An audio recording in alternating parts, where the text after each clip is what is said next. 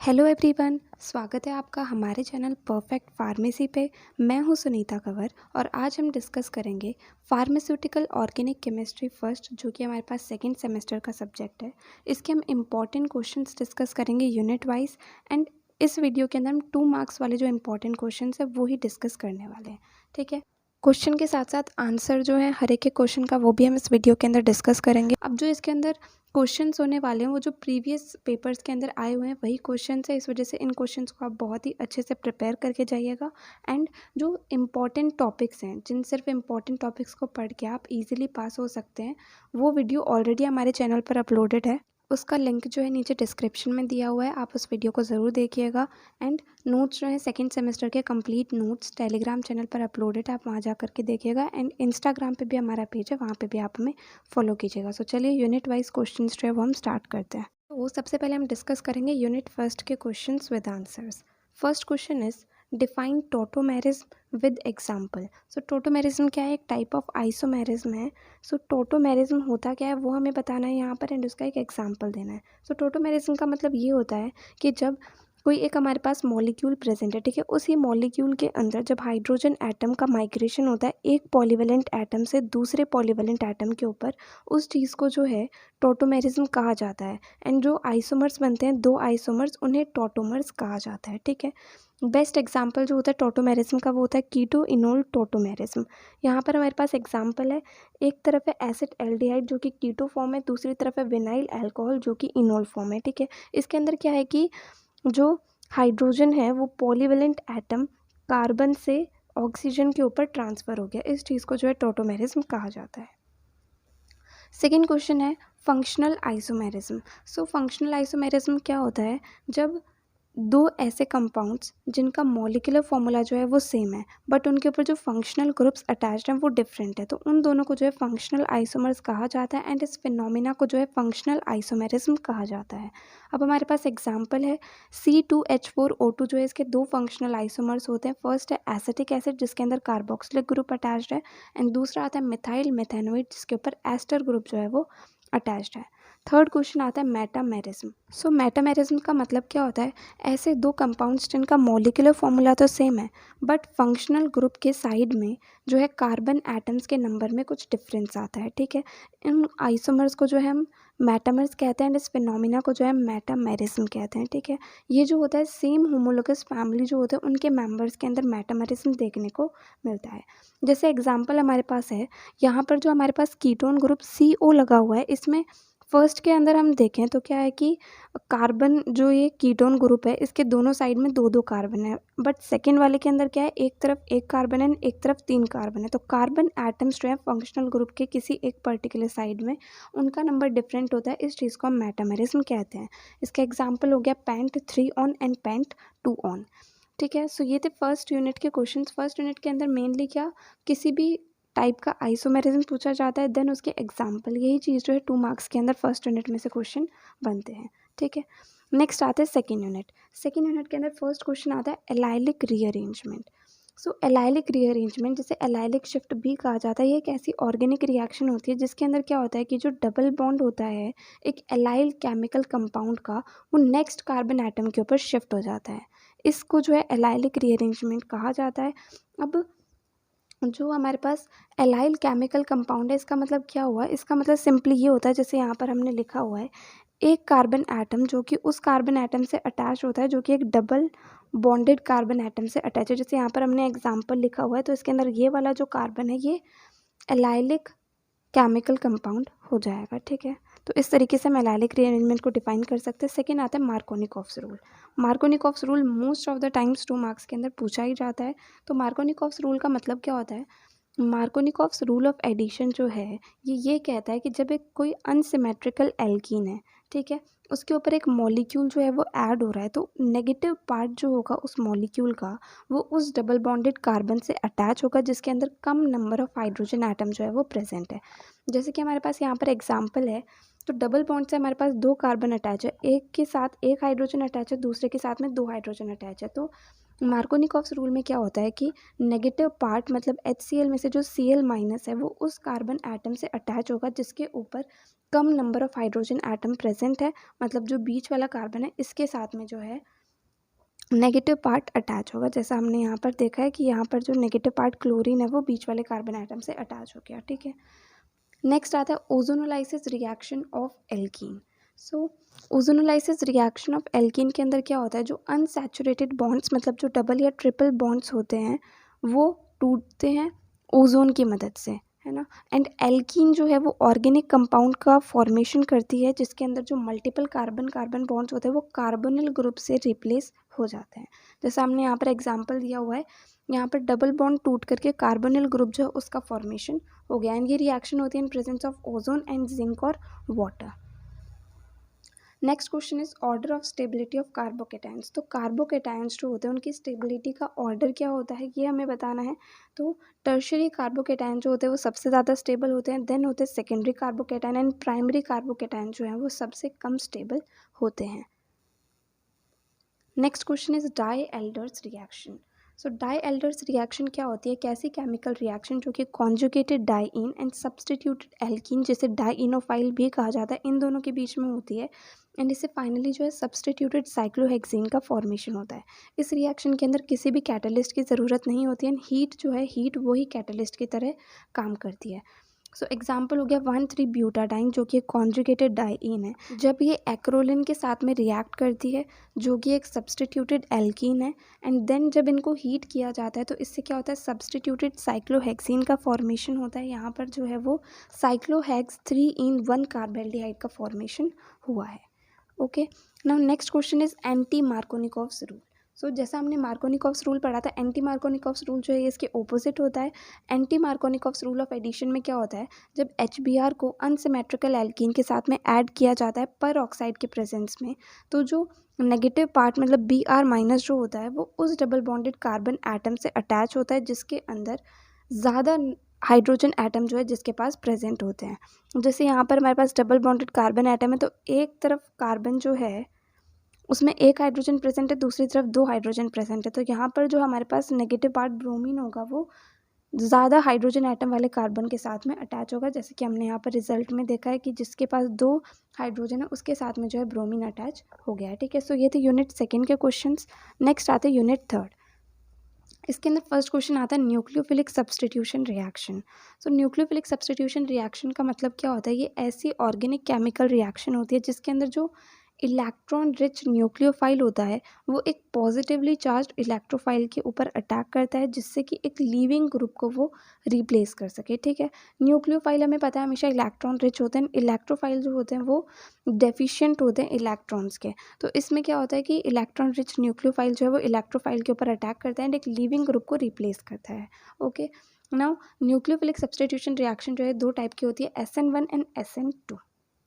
Next question is structure and uses of chloroform. So इसके अंदर हमें क्लोरोफॉर्म का स्ट्रक्चर बताना है एंड यूजेस बताने हैं। सो स्ट्रक्चर इसका कुछ इस तरीके से बनता है, CH एंड देन Cl3 इस तरीके से अटैच हो जाते हैं। देन इसके यूजेस क्या है, इसे एनेस्थेटिक के रूप में यूज़ किया जाता है, सॉल्वेंट के रूप में यूज़ किया जाता है एंड क्लिनसिंग एजेंट के रूप में यूज़ किया जाता है। जो हमारी ऑर्गेनिक केमिस्ट्री फर्स्ट है सेकेंड सेमेस्टर का सब्जेक्ट, इसके अंदर मेनली क्या होता है स्ट्रक्चर एंड यूजेस जो है कंपाउंड्स के वो मोस्टली एग्जाम के अंदर 2 मार्क्स के अंदर या फिर 5 मार्क्स के अंदर भी पूछे जाते हैं। तो इसलिए जितने भी कंपाउंड्स हैं हमारे पास कंप्लीट सिलेबस के अंदर स्ट्रक्चर मेनली हमें पता होना चाहिए सभी का, एंड यूजेस जो है वो भी हमें कुछ हद तक पता होने चाहिए कि हाँ किस कंपाउंड का क्या यूज़ रहता है। यही क्वेश्चन जो है वो सबसे ज़्यादा पूछे जाते हैं। नेक्स्ट क्वेश्चन है structure and uses of iodoform. तो आयोडोफॉर्म का स्ट्रक्चर जो है वो कुछ इस तरीके से बन जाएगा, CHI3। देन इसके यूजेस क्या होंगे, इसे डिसइंफेक्टेंट के रूप में यूज़ किया जाता है, एंटीसेप्टिक के रूप में यूज़ किया जाता है एंड इसे स्टेरिलाइजिंग के लिए भी यूज़ किया जाता है। जैसे सर्जरी के अंदर हम किसी भी इंस्ट्रूमेंट को यूज़ करने के पहले स्टेरिलाइज करते हैं, मतलब माइक्रो ऑर्गेनिजम्स को उस पर से रिमूव करते हैं, तो उसके लिए भी आयोडोफॉर्म को यूज़ किया जाता है।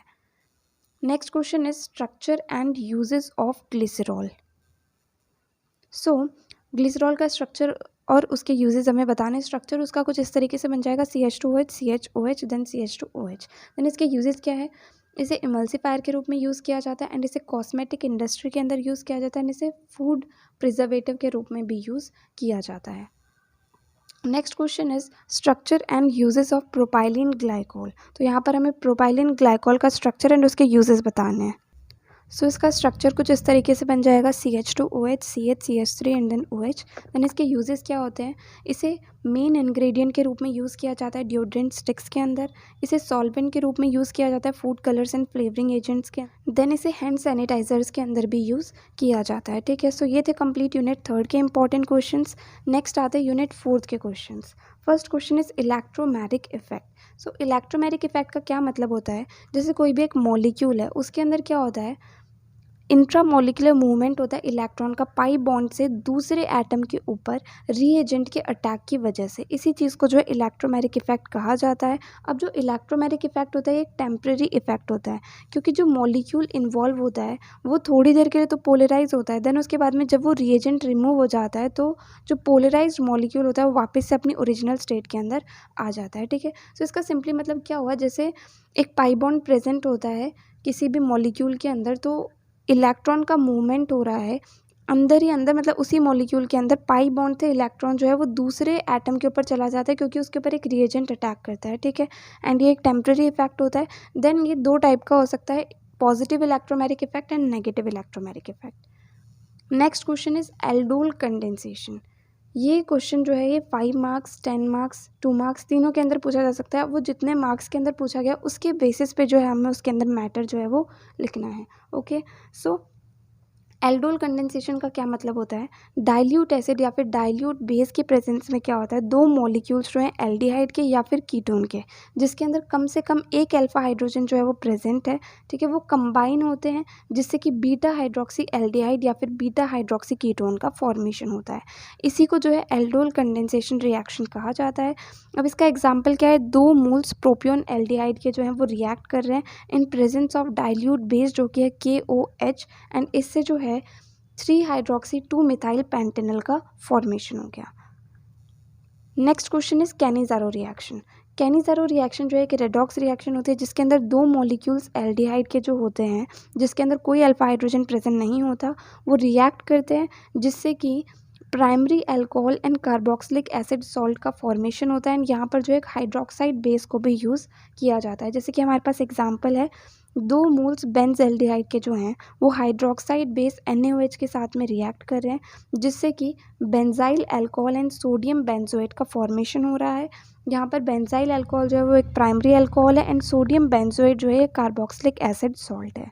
Okay, next question is benzoin condensation. So benzoin condensation जो है ये एक कंडेंसेशन होता है दो मॉलिक्यूल्स ऑफ एरोमेटिक एल्डिहाइड के बीच में जिससे कि फाइनली बेंजोइन का फॉर्मेशन होता है। एंड ये रिएक्शन जो है वो साइनाइड कैटलिस्ट के प्रेजेंस में होती है। अब ये रिएक्शन जो होती है सिर्फ और सिर्फ उन्हीं एरोमेटिक एल्डिहाइड्स के लिए होती है जिसके अंदर कोई अल्फा हाइड्रोजन जो है वो प्रेजेंट नहीं होता है। जैसा कि एग्जाम्पल यहाँ पर दिया गया है, दो मोल्स बेंजल्डिहाइड के इन presence of potassium cyanide catalyst benzoin का फॉर्मेशन कर रहे हैं। ठीक है, सो ये हो गई complete benzoin condensation reaction. Next question is structure and uses of chloral hydrate. So chloral hydrate का स्ट्रक्चर कुछ इस तरीके से बनेगा, CCl3 CHOH। देन इसके यूजेस क्या क्या हो सकते हैं, इससे इनसोम्निया के ट्रीटमेंट में सेडेटिव के रूप में यूज़ किया जाता है। देन जो अल्कोहल विथड्रॉल सिम्टम्स होते हैं उन्हें ट्रीट करने के लिए यूज़ किया जाता है। देन कोई भी सर्जरी या कोई भी दूसरा मेडिकल प्रोसीजर हो रहा है तो उससे पहले पेशेंट को काम करने के लिए भी क्लोरल हाइड्रेट को यूज़ किया जाता है। ये थे कंप्लीट यूनिट 4 के क्वेश्चंस। नेक्स्ट आते हैं यूनिट 5 के questions. First question is acidity of carboxylic acids. So carboxylic acids की एसिडिटी जो है उसे इस क्वेश्चन के अंदर हमें डिफाइन करना है। तो कार्बोक्सिलिक एसिड्स जो होते हैं एसिडिक होते हैं नेचर में क्योंकि H+ आयंस को रिलीज़ करते हैं एक्वस सोल्यूशन के अंदर, जैसे यहाँ पे हमने लिखा हुआ है RCOOH जो कि कार्बोक्सिलिक एसिड है। जब इसे एक्वस सोल्यूशन के अंदर हम डालते हैं तो RCOO- एंड H+ आयंस जो अलग अलग हो जाते हैं, तो H+ आयन जो है वो यहाँ पर रिलीज हो जाता है। जो स्ट्रॉन्ग एसिड्स होते हैं वो कम्प्लीटली आयनाइज हो जाते हैं एक्वस सोल्यूशन के अंदर, एंड जो वीक एसिड्स होते हैं वो पार्शियली आयनाइज होते हैं एक्वस सोल्यूशन के अंदर। ठीक है, एंड यहाँ पर हम जो एसिडिटी कांस्टेंट की भी डेफिनेशन लिख सकते हैं। एसिडिटी कांस्टेंट क्या होता है, concentration of product of ionization and divided by concentration of the unionized form. So ionised product हमारे पास RCOO माइनस एंड H+ हो गए एंड अनआयनाइज्ड फॉर्म जो है वो RCOOH होगी। तो इस तरीके से जो हम एसिडिटी कांस्टेंट को लिख सकते हैं। Next question is inductive effect. So inductive effect का क्या मतलब होता है, कोई भी एक मॉलिक्यूल है जिसके अंदर सिग्मा बॉन्ड प्रेजेंट है एंड उससे क्या है इलेक्ट्रॉन विदड्रॉइंग या फिर इलेक्ट्रॉन रिलीजिंग ग्रुप जो है वो अटैच है, तो उसका इफेक्ट जो होता है सिग्मा बॉन्ड के ऊपर जिसकी वजह से उसका पोलराइजेशन हो जाता है, उसी चीज़ को जो है इंडक्टिव इफेक्ट कहा जाता है। जैसे यहाँ पर हमारे पास एक सिग्मा बॉन्ड प्रेजेंट है, इसके ऊपर इलेक्ट्रॉन विदड्रॉइंग या फिर इलेक्ट्रॉन डोनेटिंग ग्रुप को हम अटैच करेंगे एंड उसकी वजह से पोलराइजेशन होगा इस सिग्मा बॉन्ड का, तो उस चीज़ को जो है इंडक्टिव इफेक्ट कहा जाता है। Next question is structure and uses of tartaric acid. Tartaric acid का स्ट्रक्चर कुछ इस तरीके से बन सकता है COOH, CHOH, COHH, then COOH। Now इसके यूजेस क्या क्या होंगे, इसे फूड प्रिजर्वेटिव के रूप में यूज़ किया जाता है, इसे किलेटिंग एजेंट के रूप में यूज़ किया जाता है, देन ये एक गुड सोर्स होता है एंटीऑक्सीडेंट का। Next question is give uses of benzoic acid. So benzoic acid के क्या क्या यूजेस होते हैं वो हमें बताना है। सो फर्स्ट यूज़ है इसे फंगल स्किन डिजीज़ के ट्रीटमेंट के अंदर यूज़ किया जाता है, देन इसे प्रिजर्वेटिव के रूप में यूज़ किया जाता है फूड इंडस्ट्री के अंदर, देन इसे एक्सपेक्टोरेंट एनाल्जेसिक एंड एंटीसेप्टिक के रूप में यूज़ किया जाता है, देन इसे माउथ वॉश एंड टूथपेस्ट जो है उनके अंदर भी यूज़ किया जा सकता है। Next question is basicity of amines. तो अमीन्स जो है वो बेसिक होते हैं, तो उसके बारे में जो है वो हमें यहाँ पर लिखना है। अमीन्स जो होते हैं बेसिक होते हैं नेचर में क्योंकि इनके पास अनशेयर्ड पेयर ऑफ इलेक्ट्रॉन या फिर कहें लोन पेयर ऑफ इलेक्ट्रॉन जो है वो प्रेजेंट होता है नाइट्रोजन एटम के ऊपर। अब ये लोन पेयर जो होता है ये न्यू बॉन्ड जो है वो बनाने के लिए कैपेबल होता है, तो इसलिए क्या होता है कि अमीन्स जो है वो एसिड के साथ रिएक्ट करके सॉल्ट का फॉर्मेशन करते हैं। तो इस तरीके से हमें पता चलता है कि अमीन्स जो हैं वो बेसिक नेचर के होते हैं। यहाँ पर हमने लिखा भी है कि RNH2 एक अमीन है जो कि एसिड HCl के साथ में रिएक्ट कर रहा है, तो इससे सॉल्ट RNH3+ एंड Cl- का फॉर्मेशन हो जाता है। अब अमीन्स जो होते हैं ये जब एक्वस सोल्यूशन के अंदर इन्हें डाला जाता है तो क्या होता है कि पार्शियली आयनाइज होते हैं, तो जो पार्शियली आयनाइज होते हैं वो वीक बेसिस होते हैं, तो इसलिए अमीन्स जो हैं वो वीक बेस होते हैं। Next question is give structure and uses of amphetamine. Amphetamine जो है इसका स्ट्रक्चर एंड इसके यूजेस जो है वो हमें बताना है। तो इसका स्ट्रक्चर कुछ इस तरीके से बनता है, बेंजीन है, देन उससे CH2 अटैच है, देन उससे CH3NH2 जो है वो अटैच है।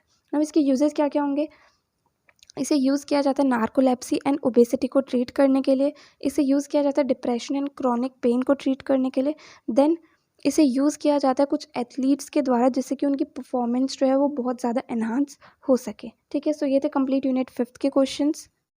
सो अगर आपको इस वीडियो के अंदर कोई भी डाउट आया हो किसी भी टॉपिक के अंदर तो आप कमेंट सेक्शन में पूछ सकते हैं, एंड अगर नेक्स्ट वीडियो आप किसी पर्टिकुलर टॉपिक पे चाहते हैं वो भी आप कमेंट सेक्शन में बता सकते हैं। एंड डेफिनेटली आपको ये वीडियो हेल्पफुल लगी हो तो प्लीज़ आप इस वीडियो को लाइक करना, ज़्यादा से ज़्यादा लोगों को शेयर करना और चैनल को सब्सक्राइब करना।